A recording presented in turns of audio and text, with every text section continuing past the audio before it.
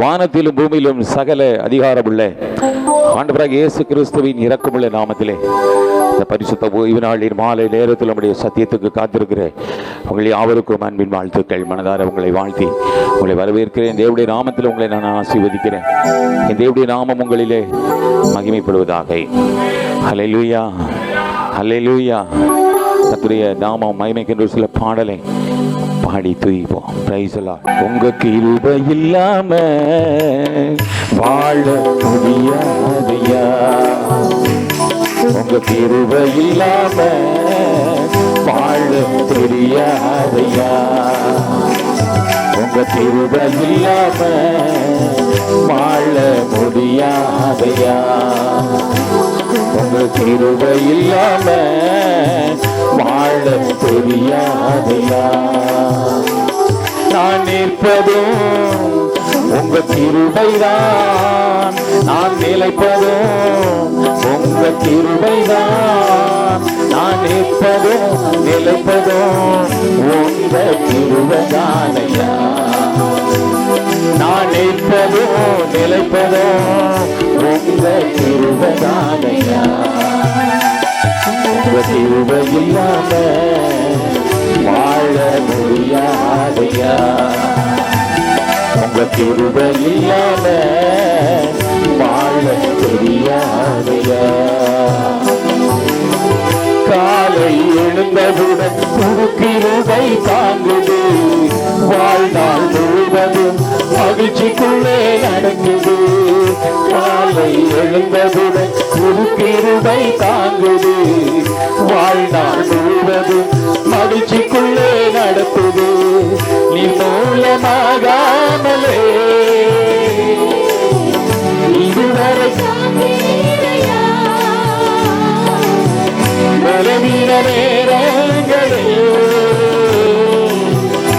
கிருபை தாங்கினதையாமே. என் அரணோ என் கோட்டை உயர்ந்த அடைக்கலம் நீரே, என் அரணோ என் கோட்டை உயர்ந்த அடைக்கலம் நீரே. உங்க கிருபை இல்லாம வாழ முடியாதையா, உங்க கிருபை இல்லாம வாழ தெரியாதையா. உமது கிருபையினால் சத்துருக்களை அழித்திடுவே, ஆத்துமாவை சஞ்சலப்படுத்தும்.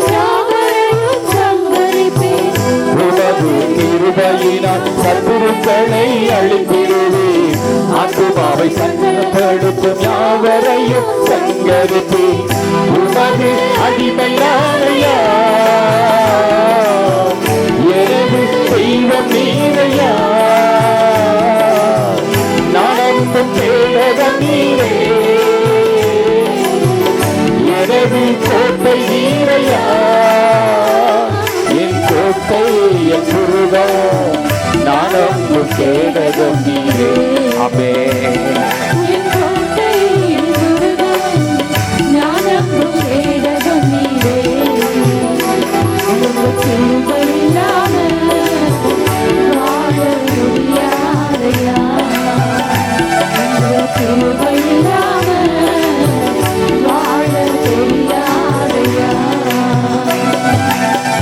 எப்பட்டும் நெருக்கப்பட்டு ஒடுங்கினாலும் போவதில்லை, கிருபை கிருபை தந்து தாழ்வோடி நடக்க செய்வே.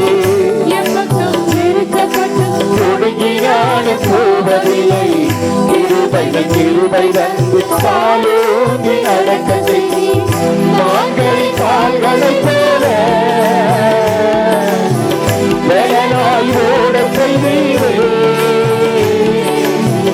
உயர்ந்த தலங்களில் என்னை இளனாய் நடக்க செய்வீரே. என் அரணோ என் கோட்டை உயர்ந்த அடைக்கலம் நீரே, என் அரணோ என் கோட்டை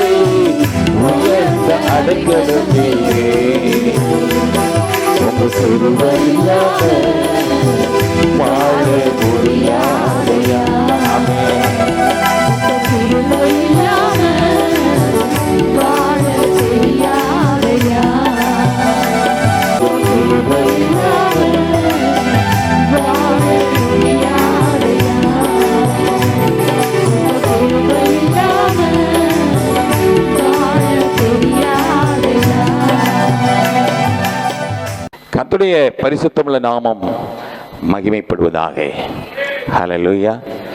இப்போ எங்க நிற்கிறோம்? லேவியராகமம் 6:13 வாசிங்க.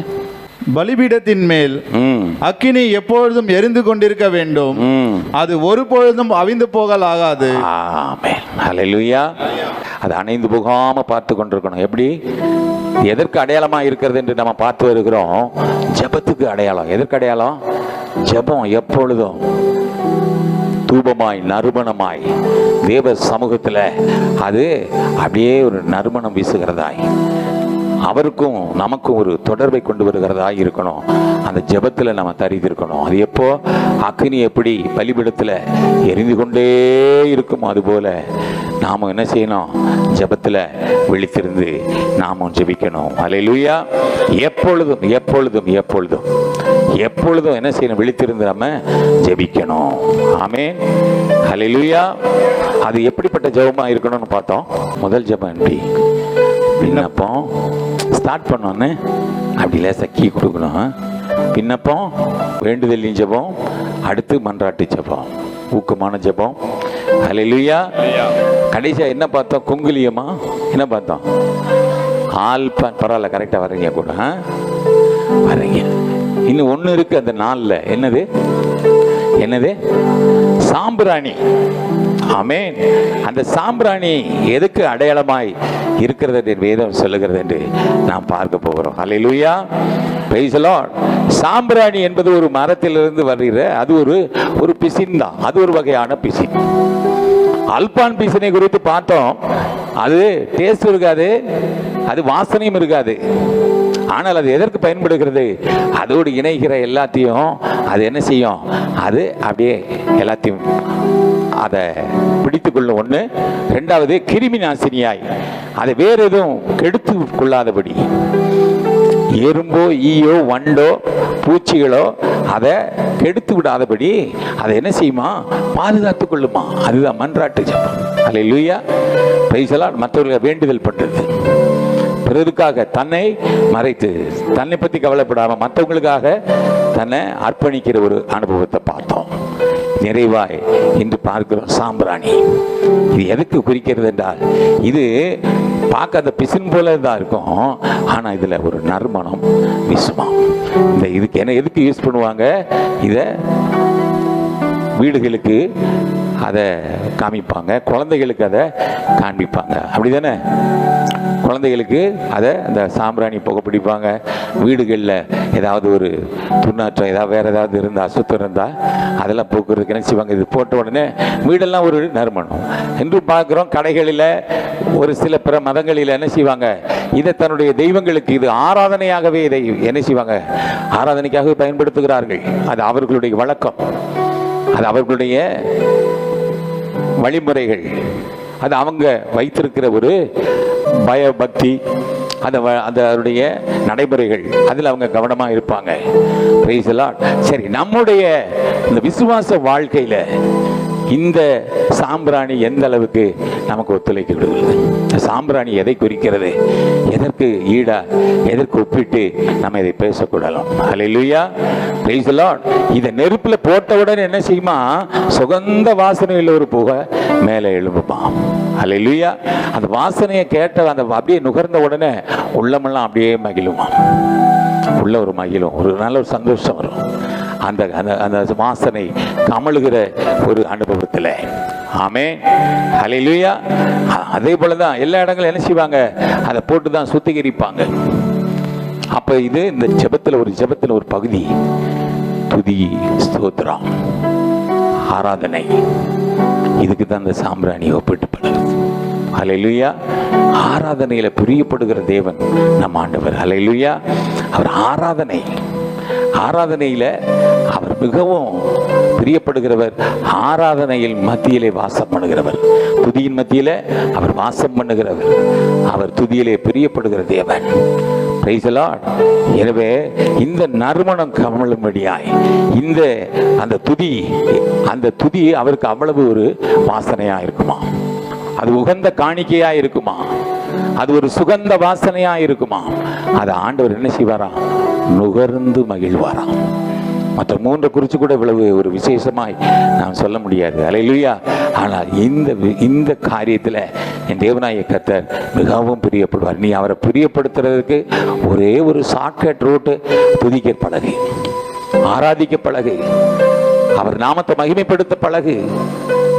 இந்த ஒரு விசேஷித்த அனுபவம், இந்த விசேஷித்த ஆவியின் அபிஷேகம் உனக்குள்ள இருக்குமானால், அந்த துதியின் ஆவி, அந்த துதியின் ஆடை உனக்குள்ள இருக்குமானால் உன்னுடைய வாசனை என் தேவனாகிய கர்த்தர் நினைச்சுவாரா நுகர்ந்து மகிழ்வார். ஹல்லேலூயா, ஹல்லேலூயா. இது ஸ்தோத்திரத்திற்கும் துதிக்கும் ஆராதனைக்கும் அடையாளமாய் இருக்கிறது. எனவே நீ கவனமாய் இதை என்ன செய்ய, உன் வாழ்க்கையில் ஒரு சிறந்த பங்காய், ஒரு பகுதியாய் இதை வைத்துக்க. ஆண்டவருக்கு உன் வாழ்க்கையில நன்றி செலுத்தி அவரை துதிக்க பழகு. அதற்காகத்தான் இந்த பகுதி, இந்த துதி ஆராதனைங்கிறது மிகுந்த வார்த்தை எப்படி வேணாலும் வெளிப்படலாம், வார்த்தை யாராக பிரசங்கிக்கலாம். அல்லேலூயா. எப்படியா ஒரே வார்த்தை போதும், ஒரு வார்த்தை போதும். ஆண்டவருடைய வார்த்தை ஒரு வார்த்தை போதும். அல்லேலூயா. அதற்கு அவரை மகிழ வைக்கும்படி நீ துதி ஸ்தோத்திரங்கள் ஆராதனைகளை நீ கவனமாக செய்யும்போது அந்த ஆராதனையிலேயே அவர் மெய் மறந்து நீ கேட்கறதெல்லாம் சாங்ஷன் பண்ணி போயிடுவார். ஆராதிக்காம துதிக்காம அவர் நாமத்தை மகிமைப்படுத்தாம அவரை புகழாம அவரை பாடாம அவர் உனக்கு கொடுத்த வேலையை நிறைவேற்றாம அவர் உன்னிடத்தில் எதிர்பார்க்கிற காரியத்தை நீ வெளிப்படுத்தாம ஒரு விட்டு உனக்கு வர முடியாது. அதுல நீ கவனமா இருக்கணும்.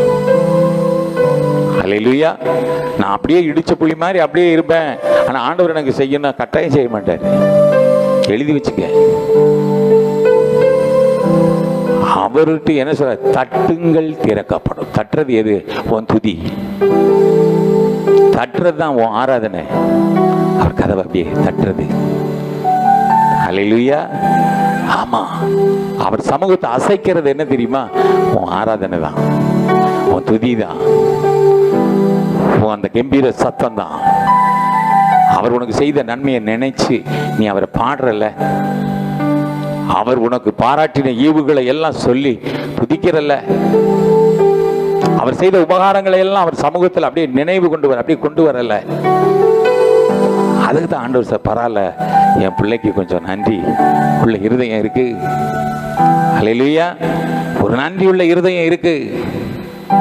அவனுக்கு நான் எதாவது செய்யணும், அவனுக்கு நான் எதாவது செய்யணும். அவனுடைய உள்ளம் அப்படிப்பட்ட உள்ளம். அவர் உன் ஆராதனையில் அப்படியே மயங்கிடுவாராம், உன் ஆராதனையில் அப்படியே சேஞ்ச் ஆகிட்டு வரான். ஆண்டவர் ஒன்று அதுக்காக தான் படைச்சிருக்கேன்னே சொல்றாரு. ஏசாயா 43:21 வாசிங்களேன். இந்த ஜனத்தை எனக்கென்று ஏற்படுத்தினேன், இந்த ஜனத்தை எனக்கென்று ஏற்படுத்தினேன், இவர்கள் என் துதியை சொல்லி வருவார்கள். அப்ப உன்னை பார்க்கும் போதெல்லாம், உன் ஆண்டவர் பார்க்கும் போதெல்லாம் அவர் ஒரு எதிர்பார்ப்போட உன்னை பார்க்கிறாராம். எப்படியா? ஹலோ, எப்படி எதிர்பார்ப்பு? யார்கிட்டயாவது கடன் கேட்டு ஒரு 10 ரூபா கடன் கொடுக்கணும் கேட்டு அவர் திடீர்னு வீட்டுக்கு வந்துட்டா என்ன ஆயிடுச்சு? ஓ, டோர் டெலிவரி, இது 10 ரூபா. ஆசையா அதை தான் பார்த்துட்டு இருப்போம். பேச்சு பாரு, பாக்கெட்ல இருந்து துட்டம் எடுக்க மாட்டேன்றான், தரேன்னு சொல்லலாம், வந்துட்டான் இன்னும் கொடுக்க மாட்டேங்கிறான். அப்படித்தானே பார்ப்போம், அப்படித்தானே எதிர்பார்ப்போம். அல்லேலூயா. ஆண்டவர் சொல்றாரு, உன்னோடு கூட உறவாடும்படி, உன்னோட பழகும்படி, உன்னோடு பகிர்ந்து கொள்ளும்படி ஆண்டவர் உன்னை அதற்கென்றே சிருஷ்டித்தாராம். இவர்களை எனக்கென்று தான் ஏற்படுத்தினேன், இவர்கள் என் துதியை சொல்லி வருவார்கள் என்று சொல்லி உன்னை பார்க்கும் போதெல்லாம் அவர் எதிர்பார்ப்பு இருக்கு. அப்ப நீ துதிக்காம அப்படியே இருந்தேன் அப்படிமா? என்ன நியாயம் அது? ஆண்டவர் கேட்கிறாரு, மக்களை நான் உன்னை அதுக்காகத்தான் நான் உருவாக்குறேன், உண்டாக்கினேன், அதற்காகத்தான் நான் உன்னை சிருஷ்டித்தேன். நீ ஒன்றும் இல்லை, உன் வாயை திற, நான் அதை நிரப்புறேன். எப்படி? உன் வாயை விரிவாய் திற, அதை நான் நன்மையால் நிரப்புவேன். பாடுற பிள்ளைங்களோட சேர்ந்து பாடுறதுல, துதிக்கிற பிள்ளைங்களோடு சேர்ந்து துதிக்கிறதுல, ஆராதிக்கிற ஜனத்தோட சேர்ந்து ஆராதிக்கிறதுல உனக்கு என்ன குறை? அப்பயும் பாருங்களேன்,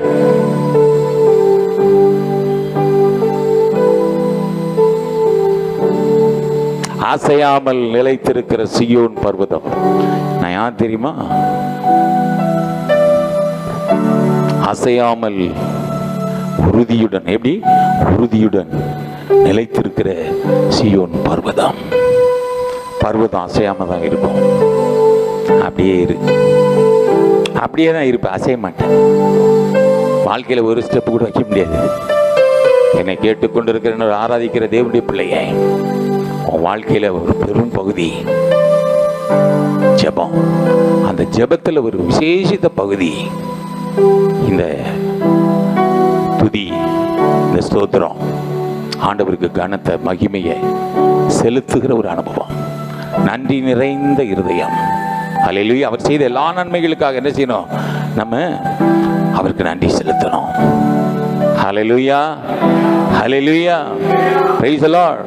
ஆமா, பாருங்க, கர்த்தர் இஸ்ரவேல் ஜனங்களை எகிப்தின் அடிமைத்தனத்தில் இருந்து மீட்டுக்கொண்டு வந்ததுக்கு ஒரே ஒரு காரணம் தான். அதை கூட அழகா அங்க எழுதி வைக்கப்பட்டு யாத்ராகமம் 3:12 வாசிங்களேன். அதற்கு அவர் நான் உன்னோட இருப்பேன், நான் உன் கூட இருப்பேன். நீ ஜனத்தை எகிப்திலிருந்து அழைத்து வந்த பின் நீங்கள் இந்த மலையில் தேவனுக்கு ஆராதனை செய்வீர்கள். தேவனுக்கு என்ன செய்யணும்?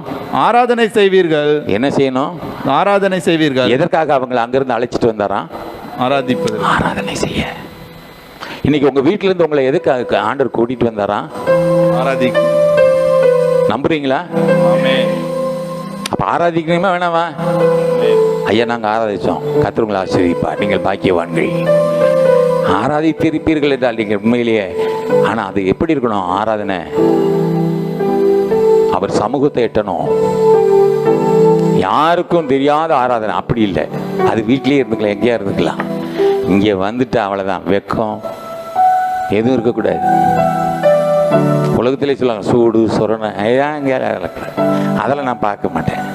எனக்கு இங்கே வந்த என் ஆண்டவர் தான் எனக்கு முன்பு. அவருக்கும் எனக்கும் இடையில எந்த ஒரு டிஸ்டர்பன்ஸ் இருக்கு யாரும் இல்லை. எல்லாத்தையும் நான் என்ன செய்வேன்? அப்படியே மறந்து அவர் முகத்தையே பார்த்து என் மனசுல என்னென்னலாம் இருக்குதோ எல்லாம் சொல்லி நான் துதிப்பேன். நீங்கள் பாடல்களை நன்கு கவனிப்பீர்களானால் நீ ஒன்றும் சொல்ல தேவையில்லை. அந்த பாட்டை பாடிட்டு இருந்தாலே போதும், எல்லாவற்றையும் நீ கொட்டி தீர்த்துருவேன். அந்த பாடல்களை உனக்கு பதிலும் சொல்லும். அந்த பாடல்கள் உனக்கு ஆலோசனை கொண்டு வரும். அந்த பாடல்கள் உனக்கு பலனா இருக்கும். அது உனக்கு நம்பிக்கையா இருக்கும். உன் விசுவாசத்தை வளர்த்து விடும், உற்சாகப்படுத்தும். அப்படி பாடி பழகு, கவனமா அதை உச்சரித்து பழகு. உச்சரித்து பழகணும். நல்ல வேதத்தை நல்லா வாசித்து நல்லா அழகா உச்சரிச்சு நல்லா தூக்கி இறக்கி அப்படி போல்டா வாசித்து பழகுங்க. நல்ல போல்டா நல்லா வாசிக்கிறீங்க, ஆனால் இன்னும் நல்லா வாசிங்க. எனக்கு ரொம்ப சந்தோஷம், நீங்கள் எல்லாருமே வேதம் வாசிக்கிறீங்க, எல்லாம் ஜெபிக்கிறீங்க, எல்லாம் பாடுறீங்க, எல்லாம் ஆராதிக்கிறீங்க. அல்லேலூயா. உங்களுக்கு ஆண்டவர் கொடுத்து வைத்திருக்க ஒரு திறந்த வாசல் இது. இது என்ன வாசல்? திறந்த வாசல். இதோ உனக்கு முன்பாக ஒரு திறந்த வாசலை வைத்திருக்கிறேன், அதை ஒருவனும் பூட்ட மாட்டான். அல்லேலூயா. நீ என்ன செய்யலாம்? உனக்கு உன் மனம் போல, ஆனால் அது மற்றவங்களுக்கு பிரயோஜனமாக இருக்கணும். மற்றவங்களுக்கு அது எப்படி இருக்கணும்? உற்சாகப்படுத்துகிறதா இருக்கணும்.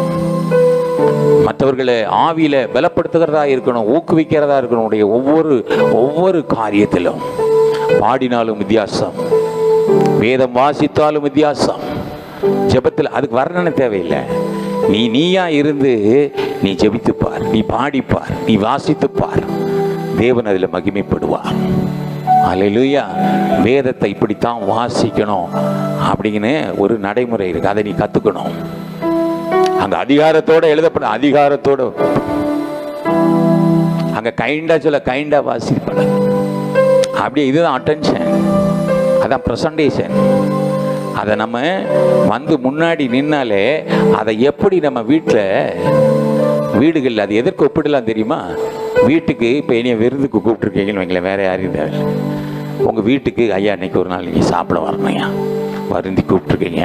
சரி, என் பிள்ளைங்க கூப்பிட்டாங்க அப்படின்னா வீட்டுக்கு வர்றேன்னு வைங்க, எனக்கு நல்ல இலையெல்லாம் போட்டு அப்படி அழகா அப்படி லெஃப்டில் அப்படி தண்ணி எடுத்து டம்ளர் தூக்கி அப்படி டப்புன்னு வச்சுட்டு அப்படி ஒவ்வொன்றையும் அப்படி அனாவசியமாக கூப்பிட்ட உடனே வந்துடுறாரு. அதாவது அந்த ஆனால் நீங்கள் மனசில் நினச்சிருப்பீங்க, ஐயாவுக்கு நினச்சதெல்லாம் சமைச்சு வச்சுருக்கோம், ஐயா விருப்பப்பட்டதெல்லாம் கொடுக்கலாம் அப்படின்னு. அது செஞ்சு பிரயோஜனம் கிடையாது மங்களே.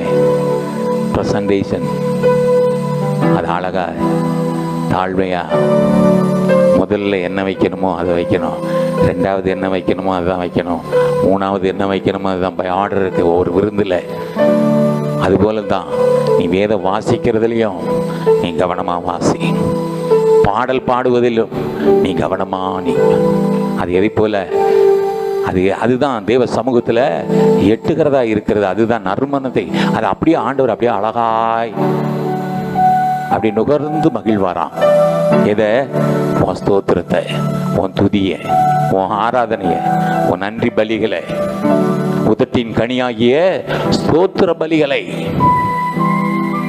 எவ்வளவு ஒரு விசேஷமா நம்ம அதை நம்ம ப்ரெசன்டேஷன் பண்ணணும் பாருங்களேன். அந்த ப்ரெசன்டேஷன் ரொம்ப முக்கியம். ஆயத்தமாகிறது ரொம்ப ஈஸி, ஆனால் அதை ப்ரெசன்ட் பண்ணுறது ரொம்ப ஒழுங்கு இருக்கு, கிரயம் இருக்கு. மனசுக்குள்ள நாம் தாழ்மையாக இருக்கிறத நாம் நினச்சிக்கிடுவோம், ஆனால் தோற்றம் எப்படி இருக்கும்? அவ்வளோதான். நான் இந்தா அப்படின்னா எப்படி இருக்கும் பாருங்க. நான் சாப்பிட்றீங்களா அப்படின்னா யார் சாப்பிடுவா?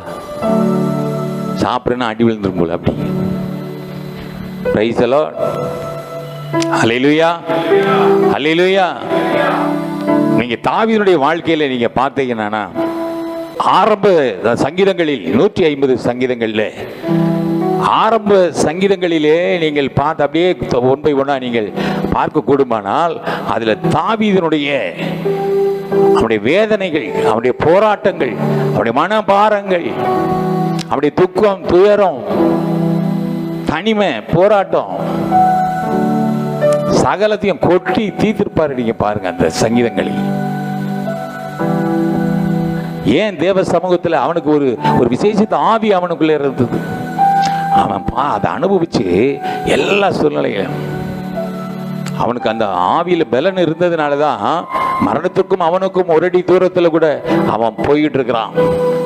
மரணம் நெருங்கின நேரத்திலையும் கூட ஆண்டவருக்கு சங்கீதம் பாடுறான். எப்படி பாட முடியும்? அந்த ஆவியின் அபிஷேகம் எப்படி, அந்த சத்துவம் எப்படி ஒரு கிடைக்கும் உனக்கு? அந்த பலன் எப்படி கிடைக்கும்? ஹல்லேலூயா. அவன் தான் சீயோன் பர்வதம். அவன் சொல்லலாம், அவன் எப்படி இருப்பான்? அசையாமல் உறுதியுடன் நிலைத்திருக்கிற சீயோன் பர்வதம் அவன் தான்.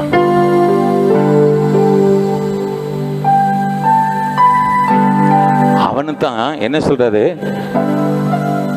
எருசலேம் நகரத்தை அப்படி அப்படி வேலி அடைத்து பாதுகாக்கிறது மாதிரி இருக்கான். நீ தான் எருசலேம்.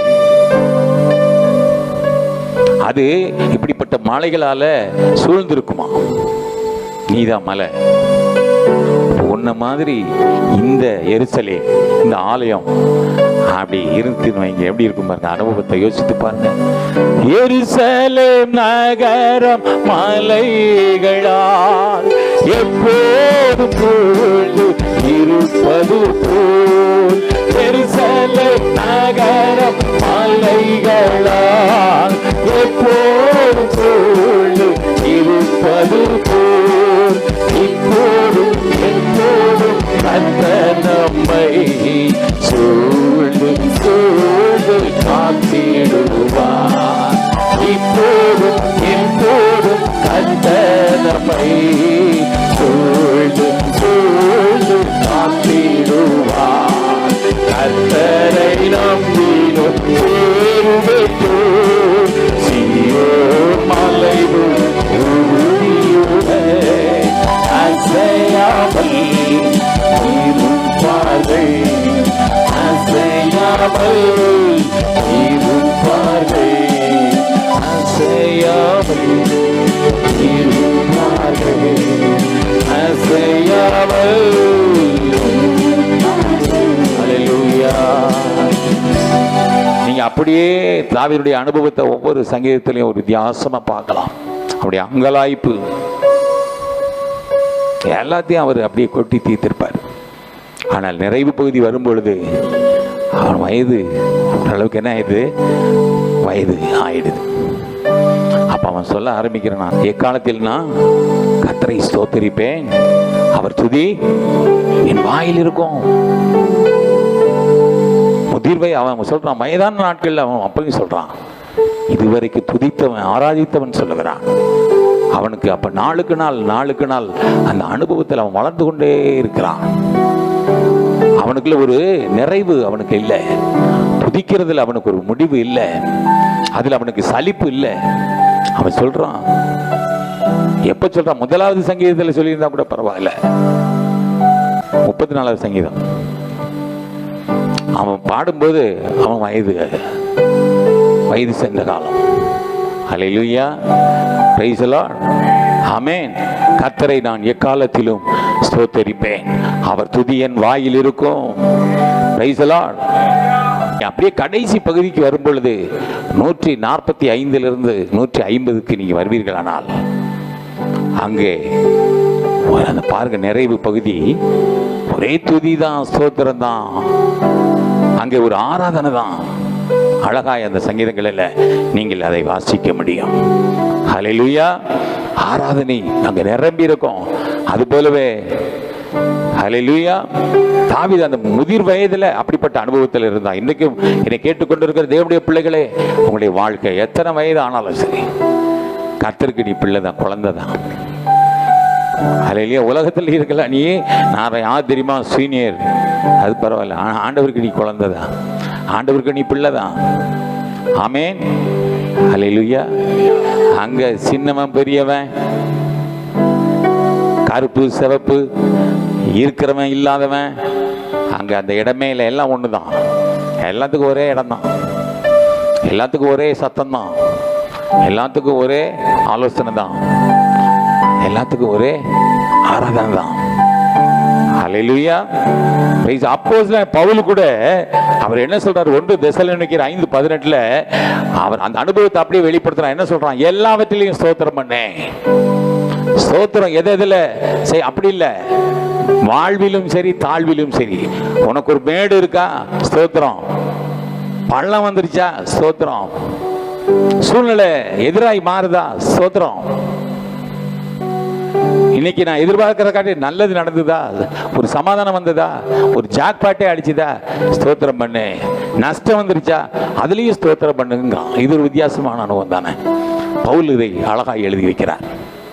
என்ன சொல்றாரு அவரு, எல்லாவற்றிலேயும் ஸ்தோத்திரம் செய்யுங்கள், அப்படி செய்வதே கிறிஸ்து இயேசுவுக்குள் உங்களை குறித்து தேவனுடைய சித்தமாயிருக்கிறது. அது சித்தமாயிருக்கிறது அங்க பவுல் அழகாய் நமக்கு ஞாபகப்படுத்துகிறார். ஆமென். ஹல்லேலூயா. எனவே எல்லாவற்றிலும் நீங்க ஸ்தோத்திரம் செய்யுங்கள். துதியில ஸ்தோத்திரத்துல வல்லமை உண்டு என்பதை நீங்கள் அறிந்து கொள்ள வேண்டும். ஆமென். ஹல்லேலூயா. நீங்க துதித்து பழக்கப்பட்டவர்கள், நீங்க என்ன செய்யணும், கர்த்தரை துதித்து எல்லாவற்றையும் நீங்க பெற்றுக்கொள்வீங்க. என்னை கேட்டுக்கொண்டிருக்கிற தேவனுடைய பிள்ளையே, நீ கர்த்தரிடத்தில் நீ விரும்புகிற எல்லாவற்றையும் நீ சுதந்திரித்துக் கொள்ள வேண்டும் என்று உனக்கு வாஞ்சை இருக்குமானால் இந்த ஒரு அனுபவம் இருந்தா போதும். உனக்கு துதிக்கிறவனுக்கு 1 நான் 2 கொடுத்துருவாரு. அல்லேலூயா. துதிக்கிறவனுக்கு டபுள் போர்ஷன். ஆமென். ஆராதிக்கிறவனுக்கு டபுள் போர்ஷன். அப்படி என்ன செய்ய, துதிக்க பழகு, ஆராதிக்க பழகு. எல்லாம் சனிக்கிழமை பார்த்தீங்கன்னா, நேற்று யாரு சகோதரி வாசிகி, வேற ஏஞ்சல், வெரி குட். இப்போ இந்த வாய்ப்பெல்லாம் உங்களுக்கு கிடைச்சது எவ்வளவு சந்தோஷமா இருக்கா? சந்தோஷமா இருக்கா இல்லையா? இல்லையா? க்ளோஸ் பண்ணிடலாமா? அப்போ அட சந்தோஷமா சொல்லுங்க மக்களே. வேறொரு இடத்துல உங்களை முன்னாடி நிறுத்த மாட்டாங்க. ஏன்னா அவங்களுடைய சரக்கில் தெரிஞ்சு போயிடும். நீ நின்று அவங்க யாருன்னு தெரிஞ்சு போயிடும். அதனால என்ன செய்ய மாட்டாங்க, யாரையும் முன்னிறுத்த மாட்டாங்க. காரணம் என்ன, தன்னை மிஞ்சி விடுவார்கள் என்கிற ஒரு தவறான ஒரு கருத்து, ஒரு ஸ்கேல் வச்சிருக்காங்க. நமக்கு அப்படி இல்லை, நமக்கு அப்படியெல்லாம் கிடையாது. எல்லாவற்றிற்கும் ஆண்டவர் என்ன செய்றாரு? கிருபையின் வரங்கள். உனக்கு என்னென்ன தாளந்து இருக்கா அதை நீ அப்படியே தேவனுக்கு என்று நீ வெளிப்படுத்து. அப்படியே தேவனை மகிமைப்படுத்து. நீ அவர் நாமத்தை பிரஸ்தாபப்படுத்து. அவர் நாமத்தை பிரஸ்தாபப்படுத்துகிற எந்த ஸ்தானத்தில் வந்து உன்னை ஆசீர்வதிக்கிற ஒரு தேவனாய் கர்த்தர் அவர் உன்னோடு கூட இருக்கிறார். அப்ப பிரஸ்தாபப்படுத்துவதற்கு உனக்கு நான் என்ன செய்யணும்? ட்ராக்கை ஓப்பன் பண்ணி கொடுக்கணுமா இல்லையா? அந்த சந்தர்ப்பத்தை நீ சரியாய் பயன்படுத்தி கொள்ளணும். இங்க போட்டி இருக்கக்கூடாது, பொறாமை இருக்கக்கூடாது. உனக்கு என்ன தாளந்து இருக்கோ யாரை பத்தியும் கவலைப்படாத. உனக்கு தெரிந்ததை நீ பாடு. நாளுக்கு நாள் நீ ஆவியில பலப்படு. நாளுக்கு நாள் உன் தாளந்த ஆண்டவர் வர்த்திக்க பண்ணுவார். தாவீது சொல்றான், விரல்களையே போருக்கு பழக்கி வைக்கிறவர் என்று சொல்லுகிறான். போர் செய்வதற்கு விரல்களை பழக்க வைக்கிறவர் ஆராதிக்க நீ ஆசைப்படுகிற ஒன்ன அவர் பழக்க வைக்க மாட்டாரா? ஆமென். ஆண்டவர் வித்தியாசமா வார்த்தையின்படி நீ அவரை அப்ரோச் பண்ண. உனக்கு கிடைத்த வாய்ப்பை நீ சரியாய் பயன்படுத்து. அந்த நேரத்தை நீ என்ன செய்யாத? அசட்டையா எண்ணி விடாத. அதை நீ வீணடித்து விடாத. யாரை குறிச்சு கவலைப்படாத. ஆனா நீ ஆவியில பலப்படணும். நீ பாடுறது எப்படி இருக்கணும்? ஆவியில பாடணும். நீ பாடுறது எப்படி பாடணும்? அபிஷேகத்துல பாடணும். மாம்சத்துல பாடக்கூடாது. மாம்சத்துல பாடினா நீ பாடும்போது அது மற்றவங்களுக்கு ரீச் ஆகாது. அடுத்த நிமிஷம் நீ என்ன பாட்டு பாடுன்னு உனக்கே தெரியாது. மாம்சத்துக்கும் ஆவிக்கும் வித்தியாசம் அதுதான். நீங்க எல்லாம் யோசித்து பாருங்க. இன்னைக்கு ஆராதனையில் என்ன பாட்டு பாடணும்னு கூட தெரியாம உட்காந்துருந்தோம்னா மாமிசத்தில் இருக்கணும்னு அர்த்தம். ஆனா ஆவியில நீ சரியாய் பாடி இருப்பனா பாட்டு எல்லாம் உனக்கு அப்படியே அத்துப்படியா இருக்கும். காரணம் ஏன்? உன் ஆவி பாடிக்கிட்டே இருக்கும், ரீங்காரம் போட்டுக்கிட்டே இருக்கும், அது அசை போட்டுக்கிட்டே இருக்கும் அடுத்த பாட்டு வர்ற வரைக்கும். அதான் அனுபவம். நீ ஏதோ ஒரு வேலை செய்யலாம், ஏதோ ஒரு கவனத்தில் இருந்தாலும் உனக்குள்ள ஒரு ரீங்காரம் போட்டுக்கிட்டே இருக்கும். அந்த பாட்டு அப்படியே போய்கிட்டே இருக்கும். அது கிரியை செய்து கொண்டே இருக்கும். அதை ஒன்று உற்சாகப்படுத்தி கொண்டே இருக்கும். ஏதோ ஒரு மூலையில் ஒரு சமாதானம் அப்படியே அழகா நம்மளை ப்ரெஸ் பண்ணிக்கிட்டே இருக்கும். சும்மா அப்படியே டச் பண்ணிகிட்டே இருக்கும். அந்த அனுபவத்துக்குள்ளே நீ வர உன்னை உட்படுக்கொடு. ஹல்லேலூயா. இந்த நல்ல ஆலோசனையை நீ கேட்டு உன் வாழ்க்கை எப்படி இருக்கணும்? துதிக்கிற ஒரு வாழ்க்கை. உன் அனுபவம் எப்படி இருக்கணும்? துதிக்கிற ஒரு அனுபவம், ஆராதிக்கிற ஒரு அனுபவம், மகிமைப்படுத்துகிற ஒரு அனுபவம். மனதார உன் முழு இருதயம், முழு ஆத்மா, முழு பலன் அதோடு நினைச்சி கர்த்தரை நீ துதிக்கணும். நீ கர்த்தரை ஆராதிக்கணும். அவர் நாமத்தை நீ மகிமைப்படுத்த வேண்டும். ஹல்லேலூயா. Praise the Lord. நீ துதிக்க ஆரம்பித்து விட்டேன்னு வச்சுக்கேன், உனக்கு முன்னாடி எத்தனை எரிகோ மதில் இருந்தாலும் நிர்மலமாகிவிடும். யோசுவா 6:20 படி வாசிங்க. எக்காலங்களை ஊதுகையில் ஜனங்கள் ஆர்ப்பரித்தார்கள். எக்கால சத்தத்தை ஜனங்கள் கேட்டு மகா ஆரவாரத்தோடு முழங்குகையில் அலங்கம் இடிந்து விழுந்தது. அலங்கம் பாரு, உன் சத்தம் பாரு. உனக்குள்ள இருந்து ஒரு துதி அப்படி கிளம்பி வரும்போது, அந்த கம்பீரித்து பாடும் பொழுது, ஆர்ப்பரிப்பு அங்கே வரும் பொழுது, அங்கே என்ன செய்தாங்க? அலங்கம் இடிந்து விழுந்தது. உடனே ஜனங்கள் அவரவர் தங்களுக்கு நேராக பட்டணத்தில் ஏறி பட்டணத்தை பிடித்து, அப்படியே விழுந்தது. உள்புறமா விழுகுது, எல்லாம் அப்படியே ஏறி போறாங்க மேல. எங்க? பட்டணத்தின் மேலே. ஹல்லேலூயா. 2 நாளாகமம் 20ஆம் அதிகாரம் 21, 22 வாசிங்களேன். பின்பு அவன் ஜனத்தோட ஆலோசனை பண்ணி பரிசுத்தமுள்ள மகத்துவத்தை துதிக்கவும் ஆயுதம் அணிந்தவர்களுக்கு முன்னாக நடந்து போய்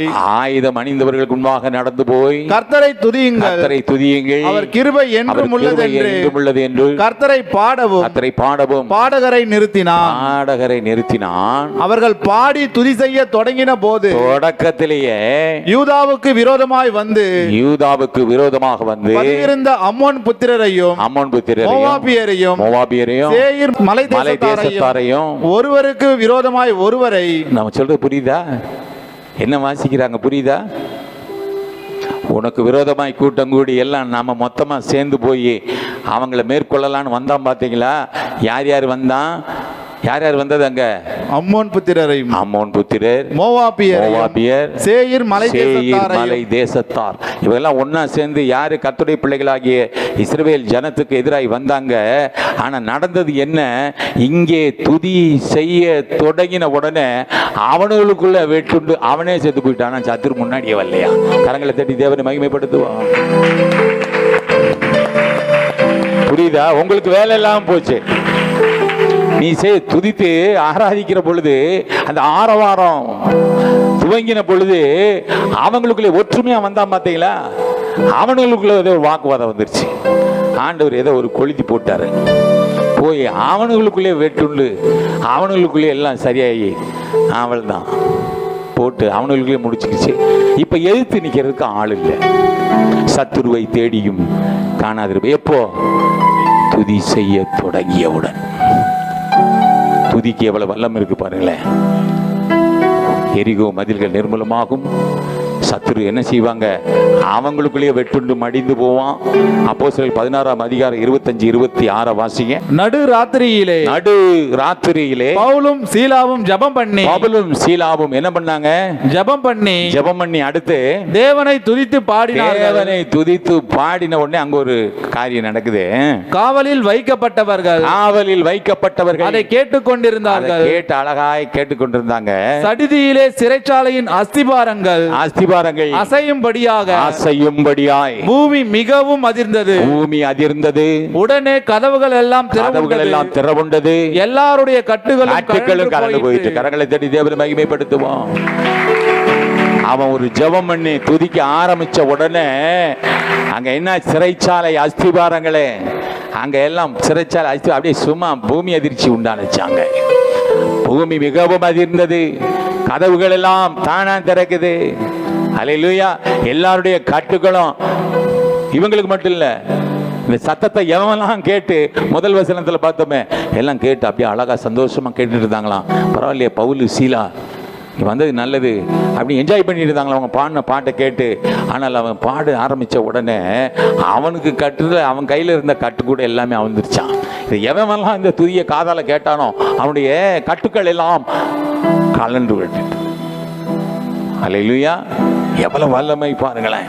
என்னை கேட்டுக்கொண்டிருக்கிற தேவனுடைய பிள்ளைகளே, நீங்களும் ஜெப வீரனாய் மாற வேண்டும் என்பதுதான் என் தேவனுடைய சித்தமாய் இருக்கிறதே. அல்லேலூயா. நீங்க உங்க ஜெபத்துல, நீங்க ஜெபிக்கிற ஜெபத்துல என்ன இருக்கணும்? முதல்ல விண்ணப்பம் இருக்க வேண்டும். அல்லேலூயா. அந்த ஜெபத்துல ஒரு ஊக்கமான ஜெபமா இருக்கணும். அந்த ஜெபம் எப்படி இருக்கணும்? ஊக்கமான ஜெபமா இருக்கணும். மட்டுமல்ல, அது ஒரு வேண்டுதல் ஜெபமா இருக்கணும், மன்றாட்டு ஜெபமா இருக்கணும். நிறைவாய் அது துதி நிறைந்ததாய், ஸ்தோத்திரமுள்ளதாய், அல்லேலூயா, கர்த்தரை மகிமைப்படுத்துகிற ஒரு ஜெபமாய் அங்க இருக்குமானால் என்றென்றைக்கும் உள்ள சதா காலங்களிலும் கர்த்தர் இருக்கும் அளவு, அல்லேலூயா, கர்த்தர் உன்னை எப்படி பார்ப்பாராம்? ஜெய வீரனாய், அல்லேலூயா, ஜெய வீரனாய் உன்னை பார்த்து அவர் நாமத்தை மகிமைப்படுத்துவார். எல்லாம் உற்சாகமாக எழுந்து நிற்போம். அல்லேலூயா. உங்க துதியிலே வல்லமை உண்டு, வல்லமை உண்டு. உங்க ஆர்ப்பரிப்பில் ஜெயமுண்டு, ஜெயமுண்டு. உங்க துதியிலே வல்லமை உண்டு, வல்லமை உண்டு. உங்க ஆர்ப்பரிப்பில் ஜெயமுண்டு, ஜெயமுண்டு. துதித்து பாருங்க, ஆர்ப்பரித்து மகிழுங்க. துதித்து பாருங்க, ஆர்ப்பரித்து மகிழுங்க. உண்டு உண்டு, ஜெயமும் உண்டு உண்டு. வல்லமை உண்டு உண்டு, ஜெயமும் உண்டு உண்டு. துதியிலே வல்லமை உண்டு, வல்லமை உண்டு. உங்க ஆர்ப்பரிப்பில் ஜெயமுண்டு, ஜெயமுண்டு. துதிதானே வல்லமையான ஆயுதமே. உங்க துதிதானே கர்த்தருவை துதிடுமே.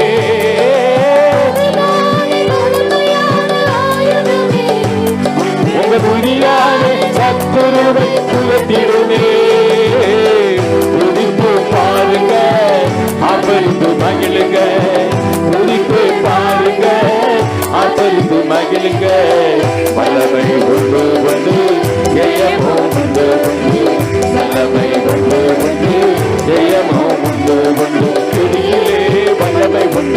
வல்லமை உண்டு. உங்க ஆர்ப்பரிப்பில ஜெயம் உண்டு, ஜெயம் உண்டு. துதிதானே வெற்றியின் ஆயுதமே, உங்க துதிதானே சாத்தானை கைவிடுமே.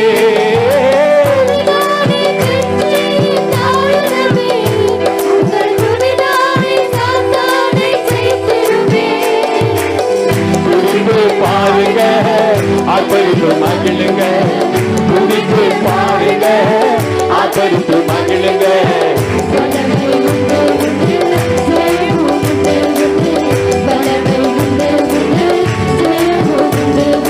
துதியிலே வல்லமை உண்டு, வல்லமை உண்டு. உங்க ஆர்ப்பரிப்பில் ஜெயம் உண்டு, ஜெயம் உண்டு. துதிதானே இடி முழக்க ஆயுதமே, உங்க துதிதானே தடைகளை தகர்த்திடுமே.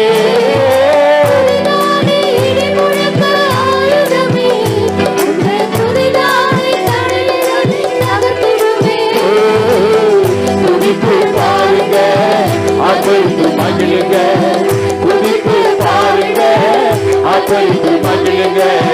வல்லமை உண்டு உண்டு, ஜெயமோ உண்டு உண்டு, வல்லமை உண்டு உண்டு, ஜெயமோ உண்டு உண்டு. துதியிலே வல்லமை உண்டு, வல்லமை உண்டு.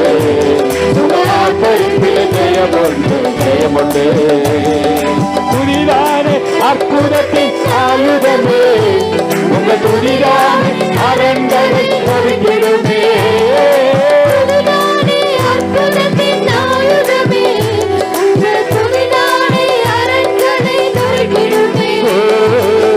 துதித்து பாருங்க, ஆர்ப்பரித்து மகிழுங்க, துதித்து பாருங்க, ஆர்ப்பரித்து மகிழுங்க. வல்லமை உண்டு உண்டு, வல்லமை உண்டு உண்டு. துதியிலே வல்லமை உண்டு, வல்லமை உண்டு. உங்க ஆர்ப்பரிப்பில ஜெயம் உண்டு, ஜெயம் உண்டு. உங்க துதியிலே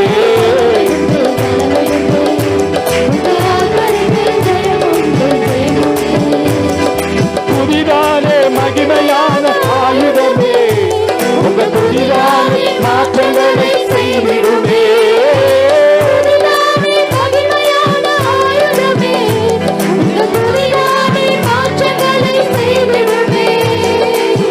துதித்து பாருங்க, ஆர்ப்பரித்து மகிழுங்க, துதித்து பாருங்க, ஆர்ப்பரித்து மகிழுங்க. வல்லமை உண்டு உண்டு, ஜெயமோ உண்டு உண்டு, வல்லமை உண்டு உண்டு, ஜெயமோ உண்டு உண்டு. துதியிலே வல்லமை உண்டு, வல்லமை உண்டு. ஆர்ப்பரிப்பில் ஜெயம் உண்டு, ஜெயம் உண்டு. உங்க துதியிலே வல்லமை உண்டு, வல்லமை உண்டு. உங்க ஆர்ப்பரிப்பில் ஜெயம் உண்டு, ஜெயம் உண்டு.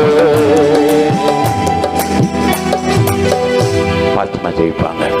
ஹல்லேலூயா, ஸ்தோத்திரிக்கிறோம். நன்றி ராஜா. பரலோக பிதாவே, நன்றியோடு ஆண்டவரே துதிக்கிறோம். துதிகளின் மத்தியிலே வாசமாயிருக்கிற நல்ல தகப்பனே, துதியை அரியணையாய் ஆண்டவரே போட்டு கர்த்தாவே உம்முடைய நாமத்தை ஆண்டவரே நாங்கள் மகிமைப்படுத்தும்படி தேவனே மட்டுமாய் கர்த்தாவே துதியின் அபிஷேகத்தால் எங்களை நிரப்பினதற்காய் ஸ்தோத்திரிக்கிறோம். ஆமேன். ஆண்டவரே துதிக்கிற ஜனங்களை தேவன் அறிந்திருக்கிறேன்.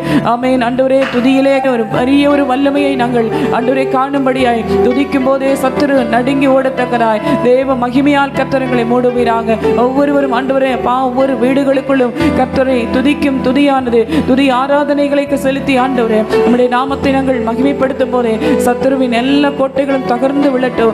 எரிகோவின் கோட்டை துதியிலே தகர்ந்து விழுந்ததப்பா. ஆவியானவர் ஆண்டவரே கிரியை செய்தீரே தகப்பனே. ஆமேன். ஆண்டவரே எதிராய் போராடுகிற எல்லா சக்திகளையும் நாங்கள் துதியாலே தகர்த்தெறியும்படியாய் தேவனுடைய மகிமை எங்கள் மேலே இறங்கட்டும். ஒவ்வொரு பிள்ளைகளுடைய வீடுகளுக்குள்ளும் துதியின் சத்தம் கேட்கப்படட்டும். பொல்லாத சத்துருவின் கிரியைகள் அகன்று போகட்டும். ஆமேன். துதித்து துதித்து துதித்து ஆண்டவரே உம்முடைய நாமத்தை நாங்கள் மகிமைப்படுத்தும் போதே ஆமேன் ஆண்டவரே கர்த்தர் வைத்திருக்கிற எல்லா ஜெயத்தையும் நாங்கள் ஆண்டவரே பெற்றுக்கொள்ள கிருபை தாரும். உம்முடைய வல்லமையுள்ள கரத்திலே தாழ்த்தி ஒப்பு கொடுக்கிறோம். இயேசு கிறிஸ்துவின் நாமத்தில் ஜெபிக்கிறோம் நல்ல பிதாவே. ஆமென்.